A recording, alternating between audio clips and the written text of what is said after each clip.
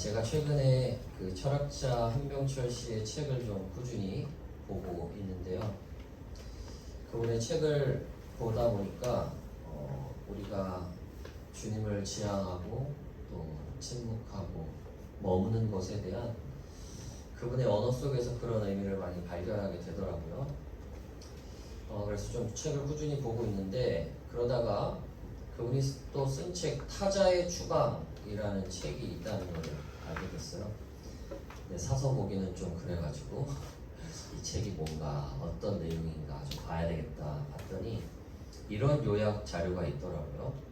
좀 흥미로운데 핵심은 이겁니다. 현대 사회는 타자, 이제 쉽게 말하면 나 말고 다른 사람이죠. 근데 단순히 다른 사람이 아니라 나와 다르고 어쩔 땐 좀 낯선 존재, 이게 이제 타자라는 개념이에요. 그 타자와의 만남 자체가 현대사회는 사라지고 있다는 거예요. 왜냐하면 이 SNS 알고리즘 같은 것들이 우리한테 나와 비슷한 사람만 계속 보여주기 때문에 나와 다른 존재에 대한, 타자에 대한 이해를 갖기가 점점 어려워지고 있다. 내가 흥미를 갖고 나와 비슷한 것에서만 내가 머물게 만드니까 결국엔 사람들이 자기와 닮고 비슷한 사람들끼리만 모이게 된다. 물론 그런 것에 장점도 있겠죠. 뭐 공감대가 형성이 된다거나 같은 생각을 하는 사람들이니까 그렇게 모이면 힘이 될 수도 있을 거예요. 그런데 문제는 타자의 추방이 계속되어지면 내가 알고 내가 편하고 나하고 동일하다고 느끼는 사람끼리만 모이게 되면 타인에 대해서 점점 어떻게 되느냐? 냉철해지기 쉽죠. 다르게 말하면 자비나 긍휼이 사라지기가 쉬워요. 점점 저 사람과 나는 달라. 요즘 한국 사회를 대표하는 말 중에 안타깝지만 이런 표현 있다고 해요. 뭐냐? 한국 사회가 혐오의 시대로 접어들었다. 저는 이 말을 옛날 어른들이 했던 말로 이렇게 바꿔보고 싶어요. 점점 한국 사회가 사람을 사람 취급하지 않는 사회가 돼버리는 것 같아요. 분명히 상대방도 사람인데 짐승처럼 대하는 것 같아요. 여러 가지 이유와 주장을 하면서. 그러다 보니까 이 사회 속에서 점점 느껴지는 결핍이 뭐냐? 자비, 긍휼, 사랑, 인내, 용납, 용서, 이런 단어들이 사라져가는 것 같아요. 굳이 왜 내가 그런 사람들과 같이 할 필요가 뭐가 있나? 우리끼리만 살아도 되는데. 여러분 어떠세요? 저와 여러분은 익숙하고 편한 사람들과 있을 땐 아마 별 문제 없을 거예요. 그런데 좀 모르는 사람이거나 혹은 내가 조금 불편하게 여기는 사람이거나 혹은 좀 낯선 사람에 대해서 어떤 반응을 주로 보이십니까? 날선 반응을 보이십니까? 아니면 환대의 반응을 보이십니까? 오늘 우리 김포 현대 아울렛 김연아 길곳의 친구 분이 잠깐 오셨는데 여러분 어떻게 타자의 추방 같은 마음으로 느끼셨어요? 환대의 마음으로? 저는 환대합니다. 잘 오셨어요. 뭐랄까, 요즘은 좀 타인을 향해서 날선 반응을 더 쉽게 보이는 것 같아요. 그러다 보니까 어쩔 때는 부부끼리도 친구끼리도 점점 더 날카로워져요. 무서워요. 근데 이런 현상은 개인도 문제지만 이런 타자를 향한 혐오가 만연한 세태가 되면 될수록 이건 이제 교회적인 측면에서도 좀 안타까워지는 것 같아요.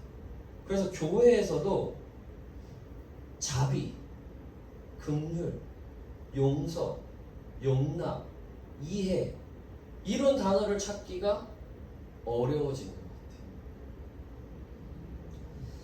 같아요.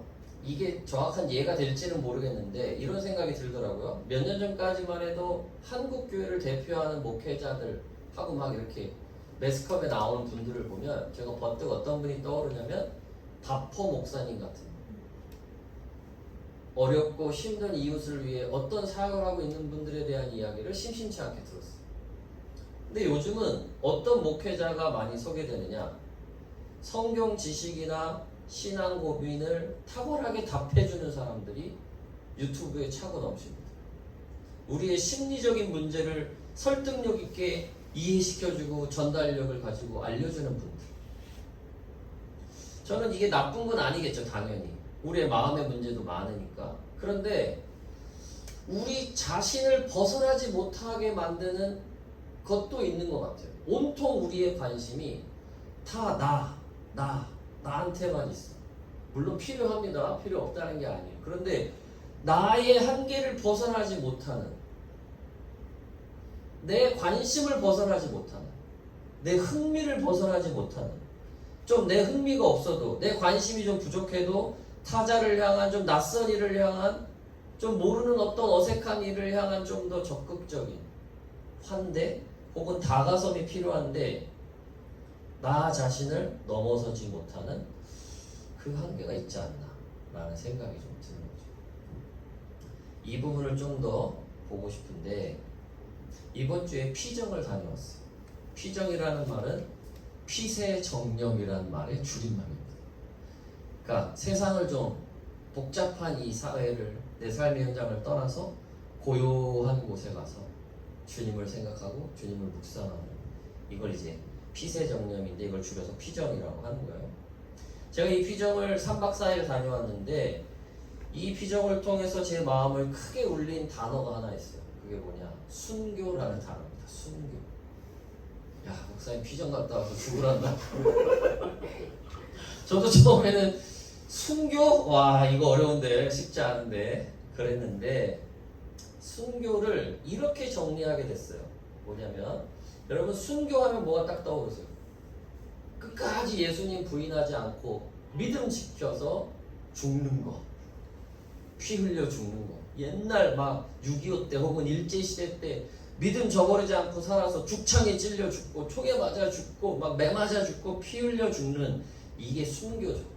맞아요. 우리가 알고 있는 순교가 맞아요. 그런데 이 순교를 모든 순교의 전부로 말하면 안 돼요. 순교를 구분을 잠깐 해드려 볼게요. 피 흘려 죽는 순교는 이렇게 부를 수 있습니다. 붉은 순교. 붉은 피를 흘려서 죽는 거니까 붉은 순교. 그런데 여러분, 하얀 순교도 있어요.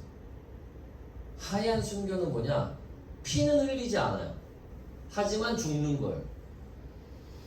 무슨 말이냐면 붉은 순교가 육신의 피를 흘리기까지 예수님을 믿고 따르는 거라면, 하얀 순교는 육신의 피는 흘리지 않지만 예수님의 말씀처럼 나를 따르려고 하는 자기를 부인하고 자기 십자가를 지고 나를 따르라 하는 말씀을 따라서 자기를 부인하는, 자기를 십자가에 못 박는 거예요. 내 고집, 내 계획, 내 욕망, 내 판단, 내 생각, 이걸 부인하는 거, 이걸 십자가에 내 맡겨 죽게 하는 거, 자기를 내모는 거, 십자가에. 이게 하얀 순교예요. 나의 내면을 성찰하고 들여다보면서 이게 내 욕심이 아닌가? 욕심이라고 생각하면 그걸 십자가에 내어 맡기는 거예요. 이게 내 고집 아닌가? 그러면 십자가에 내어 맡기는 거예요.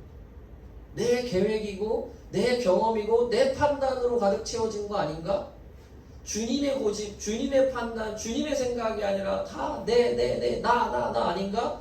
그러면 사도 바울처럼 나는 날마다 죽노라 하는 마음으로 내 자아를, 내 아집을 십자가에 못 박는 거예요.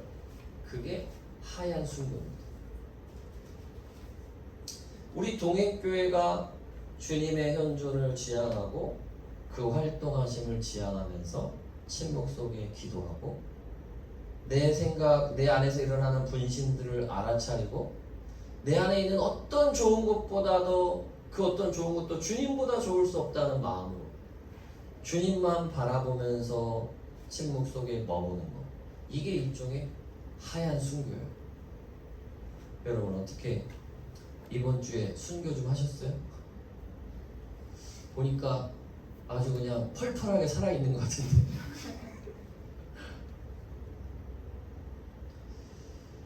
그런데 이 하얀 순교가 너무 좋거든요. 전 사실 너무 좋아요, 이 하얀 순교. 그리고 특히 교회를 개척하고 요즘은 이 하얀 순교라고 제가 정리는 안 하고 있었지만 주님 안에 머물고 침묵하고 이런 게 막 너무 좋아서 제 솔직한 고백은 주님, 여기가 좋사오니 초막 찍고 그냥 살고 싶어요 하는 마음도 제 안에 있었어요. 그런데 이번 피정을 통해서 제가 뭘 발견하게 됐냐면, 내가 내 내면이나 내가 이 하얀 순교가 너무 귀하고 좋은 복음의 고백이긴 하지만 이렇게만 머무는 것이 주님의 뜻은 아니구나 라는 걸 발견합니다. 뭐냐면 하얀 순교와 더불어 더 나아가 푸른 순교로 가야 됩니다. 푸른 순교. 푸른 순교는 뭐냐면요, 잘 들어보세요. 세상으로 나가는 거예요. 익숙하지 않고 낯선 이들을 향해서 나가는 거예요. 내가 좀 편하지 않을 수 있어요. 내가 익숙하지 않을 수 있어요. 온갖 소음과 혼란이 있을 수 있어요. 근데 그렇다고 해서 그곳을 아예 벗어나서 나만 좋고 나만 안전한 곳에 머물겠다가 아니라 하얀 순교의 마음으로 그 복잡하고 낯선 그곳 한가운데로 들어가서 거기서 날마다 계속 하얀 순교를 하는 거예요. 이게 푸른 순교입니다. 그래서 내가 날마다 죽음으로 말미암아 그 세상 한복판에서 내 안에 계신 그리스도의 생명이 흘러나와 이 죽음 가운데 있는 이들에게 하나님의 이 생명이 흘러가게 하는 것. 이게 푸른 순교구나.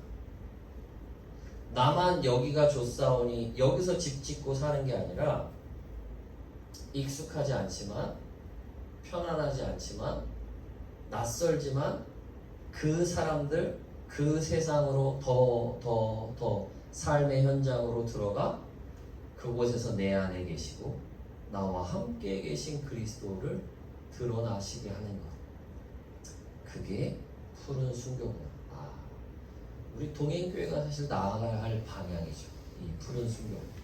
언젠가 말씀드렸어요. 동행교회가 세워지는 과정에서 하나님이 보여주신 롤모델 교회가 있는데 미국에 있는 세이비어 교회. 세이비어 교회. 구원자 교회예요. 이 세이비어 교회는 세계 100대 교회로 꼽힐 만큼의 영향력 있는 교회지만 교인 수는 120명을 넘기지 않으려고 한답니다. 교인 숫자는 많지 않아요. 100대 교회라니까 막 몇십만 명 모이는 교회 같지만 그렇지 않아요. 이 교회는 그런데 왜 영향력이 있는 교회냐? 이 교회가 영향력이 있는 이유는 침묵의 영성을 바탕으로 세상 한가운데로 나아가서 그들 가운데서 날마다 죽는 푸른 순교의 사역을 하는 교회이기 때문에 우리끼리 은혜 받자 우리가 전하는 복음을 믿고 영접하면 교인으로 받아주고 그렇지 않으면 저 사람들 다 지옥 갈 사람들이니까 상관없어. 그들이 굶어 죽든 뭐하든 관심 없어. 이런 태도가 아니라 교회를 다니든 안 다니든 예수님을 믿든 안 믿든 그 세상을 예수님처럼 사랑하기 위해서 그 낯선 곳으로 가는 거예요. 그리고 거기서 날마다 나를 부인하면서 살아가는 거예요. 그게 푸른 순교다. 먹을 것이 필요한 사람이 있으면 믿는 사람이냐 안 믿는 사람이냐가 중요한 게 아니라 먹을 걸 주고, 도움이 필요한 사람이 있으면 같은 교인이냐 아니냐 상관없이 도움을 주고, 그 사람이 예수님을 믿든 안 믿든 내가 예수님의 마음으로 예수님과 함께 예수님을 통해서 예수님으로서 그들에게 다가간다는 거예요. 이게 푸른 순교의 삶이고. 그렇구나. 우리 동행교회가 이런 교회가 되어 가야 되는 거구나. 근데 역시 저의 연약함이 이럴 때 드러나요. 뭐냐? 이렇게 설교를 준비하면서 그래, 우리 교회가 그래야 돼. 근데 어떤 생각이 제일 먼저 들어오는 줄 아세요? 근데 주님, 다 좋은데 저는 가진 게 없는데요. 우리 교회 비나 큰데요. 우리 길목들 몇 명 안 되는데 우리가 뭐 이렇게 거창하게 뭐 세이비어교회는 그래도 120명이라 되지. 우리는 저도 별로 가식이 없고 할 수 있는 게 없는데 해본 게 없는데 빈약한데요 주님, 이런 생각이 딱 들었어요. 근데 그런 생각이 들자마자 하나님의 말씀이 오늘 읽은 마태복음 14장의 이 말씀이 이렇게 주어지는 거예요. 많은 사람들이 예수님 주변에 모였어요. 14절에 이렇게 돼 있어요. 예수께서 배에서 내려서 큰 무리를 보시고 그들을 불쌍히 여기시고 그들 가운데서 앓는 사람들, 병든 사람들을 고쳐주셨대요. 그 많은 사람들 중에 병자들이 있었나 봐요. 그들의 병을 고쳐주셨어요. 성령의 능력, 초자연적인 기적으로 병을 고쳐주신 거예요. 근데 여기서 끝이 아니에요. 날이 저물어 가고 식사 시간이 됐는데 먹을 게 없는 거예요. 그 많은 사람들이 모였는데 먹을 게 없어요. 근데 여러분 생각해보면요, 예전에 제 태도에는 이런 게 있었어요. 뭐냐면 병자 고쳐준 걸로 충분하지 않아요? 교회가 이런 능력을 드러내서 하나님의 살아계심을 나타내 줬으면 좀 굶어도 뭐 그런 거 신경 안 써도 괜찮지 않나? 하나님의 강력한 능력으로 병자를 고쳐줬으면 대단한 은혜고 대단한 역사니까 육신이 좀 배고픈 거 그게 뭐가 중요해? 하나님의 말씀을 먹으면 되지. 그리고 막 그 어려운 거 무시하고 좀 넘어가도 되지 않을까요? 근데 예수님은 그들의 배고픔을 걱정하셨어요. 그들이 병자 다 고쳐준 걸로 야 내가 이 정도 해줬으면 먹을 건 니들이 알아서 해결해야지, 이게 아니라 그들의 배고픔을 걱정하신 거예요. 그들의 생활을 걱정하신 거예요. 제자들이 이렇게 현실적인 얘기를 해요. 15절에 여기는 빈들이고 날도 이미 저물었습니다. 그러니까 무리들을 보내셔가지고 제 각기 먹을 거 사 먹게 마을로 이제 해쳐 보내시죠. 이게 제자들의 판단이에요. 먹는 거 스스로 해결하자는 거예요. 근데 예수님이 이 제자들의 말에 뭐라고 답하시느냐? 16절. 그들이 물러갈 필요가 없다. 너희가 그들에게 먹을 걸 주라. 너희가 먹을 걸 주라. 제가 이 상황에 있는 제자 중에 한 사람이라면 전 이렇게 투덜댔을 것 같아요. 아니 예수님 맛있게 병 고치고 막 분위기 좋았는데 이 정도면 우리가 할 건 다 한 것 같은데 무슨 뭐 먹을 것까지 챙겨주라고 하시나. 이건 우리가 할 게 아닌 것 같은데. 그래서 그랬는지 제자들이 이렇게 말해요. 17절. 우리에게 있는 것이라고는 빵 5개와 물고기 2마리밖에 없습니다. 무슨 말이냐? 이런 말인 것 같아요. 먹을 걸 주라니요. 근데 예수님 주고 싶어도 줄 게 없어요. 아니 지금 현실적으로 빵 5개하고 물고기 2마리밖에 없는데 이 많은 사람을 어떻게 뭘 합니까? 그러니까 빨리 그냥 보내죠. 오늘 본문 마태복음에는 안 나오지만 요한복음에 똑같은 사건에 이런 얘기도 나와요. 이 사람을 다 먹이려면 200데나리온, 지금으로 말하면 2천만 원, 3천만 원 필요하다는 거예요. 팥빵이라도 하나씩 주고 이 생수라도 하나씩 주려면 그 정도 필요하다. 돈도 없다. 돈 이만큼 있어야 된다. 이런 얘기하면 이래도 안 된다, 저래도 안 된다. 이제 이런 얘기 하는 거예요, 제자들은. 그때 예수님이 이렇게 말씀하십니다. 우리가 주목해야 될 말씀이에요. 18절, 19절. 이때에 예수께서 말씀하셨다. 그것들을 이리로 가져오라. 그리고 예수께서는 무리를 풀밭에 앉게 하시고 나서 빵 5개와 물고기 2마리를 들고 하늘을 우러러보시고 축복 기도를 드리신 다음에 떼어서 제자들에게 주시니 제자들이 이를 무리에게 나눠줬다. 제자들한테 그 빵 5개, 물고기 2마리밖에 없어? 괜찮아, 가져. 그거를 예수님이 축복하세요. 그리고는 나눠주죠. 결과가 어떻게 됐어요? 성인 5,000명, 남자만 5,000명이 먹고 그 이상 아마 여자들, 어린아이들 하면 추측컨대 한 10,000명 됐을 것 같아요. 보통 이런 사람들 많이 모이는 데는 애들이 다 모이고 여성들이 더 많이 모이는 법이니까 10,000명 이상 됐을 것 같아요. 근데 그 사람들 다 먹이고 12광주리가 넘치도록 차 남았다. 이겁니다.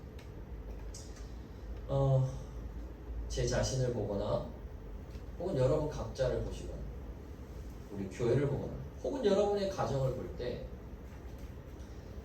우리한테 빵 5개 물고기 2마리밖에 없는데 이걸 어떡하나.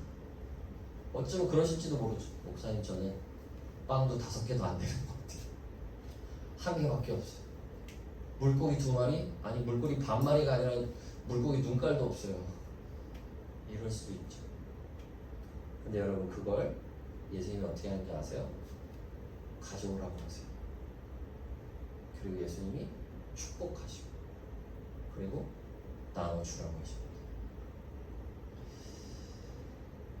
우리 삶에서 푸른 순교의 삶을 살려고 한다면 제 계산에는 제자들처럼 200데나리온은 있어야 될 것 같고 그런 푸른 순교 그런 게 뭐가 필요한가. 그냥 하얀 순교만 가르치면 되지. 붉은 순교만 그냥 하면 되지. 제 생각에는 그럴 수도 있는데 왜냐하면 내 여건이 내 상황이 볼품없어 보이니까 한계가 명확해 보이니까 이건 아무리 봐도 안 바뀔 것 같고 아무리 봐도 이건 해결이 안 될 것 같으니까 내 생각은 거기서 끝날 수 있죠. 그런데 주님은요 그걸 가져오라고 하세요. 너가 가진 게 그거밖에 없는 것 같아? 괜찮아. 네가 그걸 가지고 나한테 와. 그러면 주님이 축복하십니다. 그리고 내가 가지고 있는 것을 통해서 나누게 하시고 나누게 하시고 나누게 하시는데 그때 주님이 역사하심이 드러나게 된다. 여러분 우리는요 이런저런 계산하는 게 쉬워요. 우린 그런 존재예요. 우리는 빤합니다. 계산이 분명하고 우리는 하여튼 그런 게 빠른 존재들이에요. 그런데 내 안에 계신 주님은 어떠실까요? 내 안에 계신 주님은 어떡하냐? 빵 5개밖에 없네. 어떡하냐? 물고기 2마리밖에 없구나. 난리 났네. 이거 어떡하냐? 예수님도 그러실까요? 나처럼 그렇게 불안해하시고 걱정하시고 안 된다 하시고 포기하시고 좌절하시고 낭망하실까요? 아닌 것 같아요. 내 안에 계신 주님은 역시 이분은 살아계신 하나님의 아들이시더라. 묻고 따지지도 않고 취하시고 축복하셔서 흘러 넘치게 하십니다. 주님이 오늘 저와 여러분에게 이렇게 말씀하시는 것 같아요. 너희가 먹을 것을 주라. 너희가 먹을 것을 주라. 혹시 우리 삶의 주변에 단순히 배고픔의 문제 이런 것만이 아니라 내면의 문제가 있을 수도 있고요. 외로움에 빠진 사람이 있을 수도 있고요. 그래서 내 시간을 그 사람한테 줘야 될 수도 있어요. 기껏 해봐야죠. 한 10분밖에 그 사람을 위해서 못 쓰는데요. 상관없어요. 시간을 줘야 될 수도 있고 약간의 재정을 써야 될 수도 있고 내 애정을 쏟아야 될 수도 있고 내 에너지를 써야 될 수도 있어요. 그런데 우리 주변에 내 가족이든 지인이든 친구든 혹은 낯선이든 누구든 내 눈에 저에게 결핍이 보이고 저 사람에게 부족함이 보인다면 이런 거 저런 거 다 계산하지 말고 지금 내가 가지고 있는 걸 주님께로 먼저 드려서 그분이 쓰시도록 그분이 역사하시도록 맡기고 순종하며 너희가 줘라. 네가 가지고 있는 걸 줘라 하시고 그렇게 말씀하셔서 순종하게 하시면 따라가 보시기를 주의 이름으로 축복합니다. 그러면 이게 뭐라고? 이걸 통해서 이렇게 된다고 하는 일들이 저 여러분의 삶에 일어날 줄 믿습니다.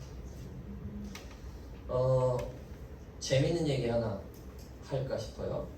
이 말씀을 준비하다가 아주 재밌는 얘기를 하나 들었어요. 혹시 이거 들어보셨어요? 김민섭 씨를 찾아라. 얼마 전에 제가 설교 준비하다 알게 됐는데 김민섭이라는 작가가 있어요.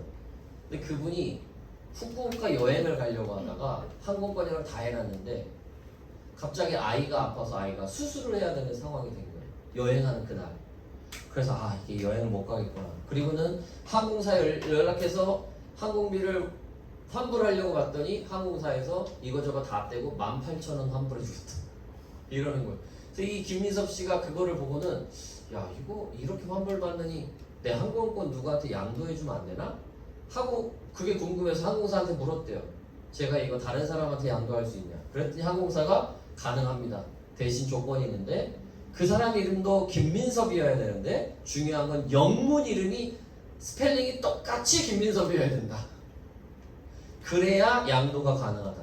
그래서 이 작가 김민섭 씨가 어떻게 했냐? 주변에 있는 사람들을 수소문했는데 자기랑 동명이인이 없어. 그래서 인스타그램에다가 이렇게 글을 올렸어요. 후쿠오카 가실 김민섭 씨를 찾습니다. 그랬더니 많은 사람들이 관심을 보이는데 내 친구가 김민섭이다 누구다 그래서 막 이 사람 있다 저 사람 있다 해서 막 알려주는데 알고 봤더니 영문 이름이 조금씩 다 틀려. 그래서 이 항공권을 양도할 수가 없는 거예요. 그러다가 영문 이름까지 똑같은 93년생 대학생 김민섭 씨와 연결이 됩니다. 그래서 이 사람을 만나서 작가 김민섭 씨가 93년생 김민섭 씨에게 항공권 티켓을 양도했어요. 근데 이야기가 여기서 끝이 아니에요. 이 인스타그램을 통해서 김민섭 찾기를 찾아보던 사람들이 진짜 똑같은 김민섭을 찾았다고 하니까 이게 너무 즐거워서 사람들이 막 후원을 하기 시작하는 거예요. 어떤 학교 선생님은 자기 반 아이들 중에는 여행 가고 싶어도 갈 수 없는 사람들이 많은데 이 김민섭 씨가 우리 아이들의 마음을 모아서 조금이라도 더 좋은 여행을 갔다 왔으면 좋겠다면서 후원금을 10만 원 이렇게 보내는 거예요. 또 이 사람도 내가 일본 가서 쓰려고 했던 대중교통 티켓이 있는데 이거 김민섭 썼으면 좋겠다고 택배로 보내주고 이렇게 저렇게 해가지고 결국 어떻게 됐냐? 이 93년생 김민섭은 돈 한 푼 없이 항공 티켓과 300만 원의 후원금이 모아져서 후쿠오카 여행을 갔다 옵니다. 근데 이제 들어보세요. 여행을 다녀온 김민섭 씨에게 이렇게 물었어요. 여행 소감이 어떠십니까?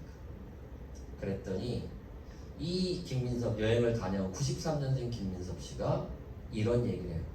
여행을 준비하던 중에 8살 아이 엄마라는 분이 자기한테 메시지를 보내왔대요. 이렇게 써있더랍니다.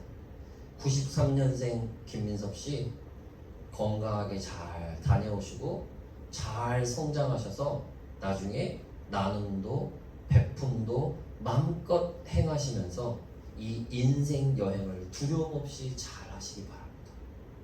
하고 후원금을 보냈더라고요. 근데 자기가 그걸 읽고 이런 다짐을 하게 됐대요. 누군가 나에게 이렇게 도와주고 후원해주는 이런 마음들이 나한테서 끊어지게 하면 안 되겠구나. 나도 다른 사람들한테 내가 아무 이유 없이 받은 이 호의를 더 멀리 퍼뜨리는 사람이 돼야 되겠구나 하는 결단을 했대요.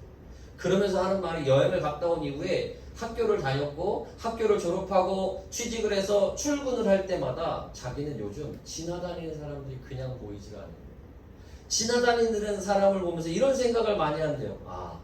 내가 응원받은 것처럼 저 사람들도 응원받았으면 좋겠다. 그래서 자기가 어떤 일을 결정할 때 이제는 오롯이 나만 잘 되는 일을 선택하려고 할 때 선택이 잘 안 됩니다. 이게 저 사람한테도 도움이 될까? 나만 잘 되는 게 아니라 내 주변 사람들한테도 도움이 될까? 이런 생각을 하는 삶을 살게 됐다는 거예요. 푸른 순교의 삶이 뭐 그렇게 거창한 거겠어요? 내가 빵 5개와 물고기 2마리밖에 없어도 그 안에서 내 보잘것없는 걸 주님께 맡기고 주님의 축복하심을 믿고 내 주변에 흘려 보내는 거야. 시간이든 재정이든 마음이든 내가 가지는 한계에 머물지 말고 주님의 마음으로 주님과 함께 주님이 역사하실 걸 믿음으로 바라보면서 흘러가는 거예요. 그러면 저와 여러분의 삶이 우리 동행교회의 삶, 푸른 순교의 삶이 돼요. 날마다 저 여러분 안에 살아계신 주님의 풍성케 하심이 우리의 삶을, 우리 주변을, 우리의 가정을, 우리의 인생을 채워주실 줄 믿습니다. 같이 기도합시다.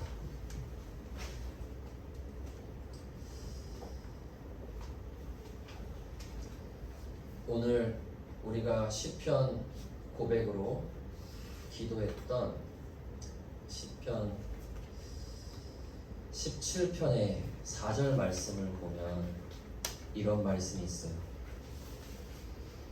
남들이야 어떠했든 나만은 주님께서 하신 말씀을 따랐기에 약탈 무리의 길로 가지 않았습니다. 이런 고백을 이 시편 기자가 합니다. 이 고백을 보면서 어떻게 이런 고백을 할 수 있을까? 남들이야 어떠했든 나는 약탈 무리의 길로 가지 않았습니다. 솔직히 생각한데 나도 그런가?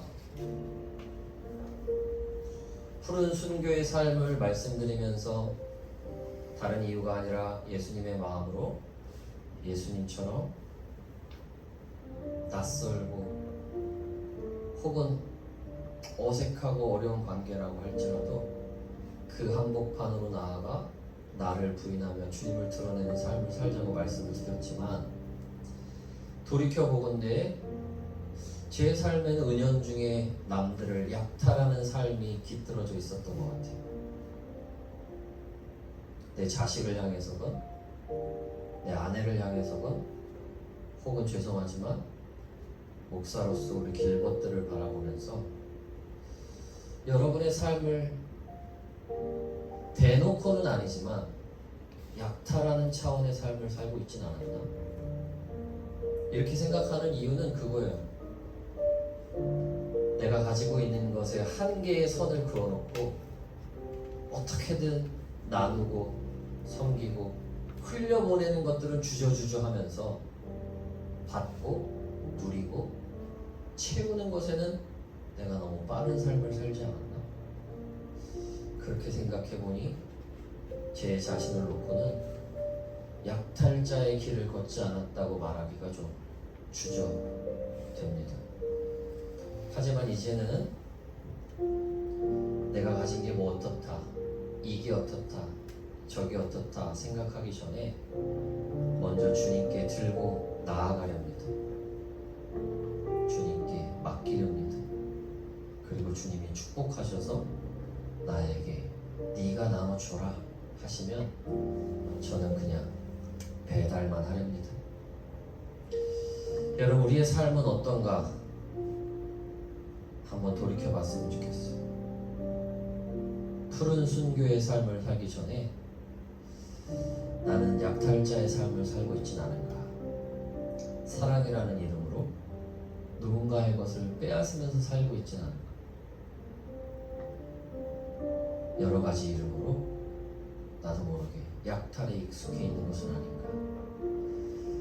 우리 삶을 돌아보기 원합니다. 잠시 말씀을 생각하면서 묵상으로 기도합시다.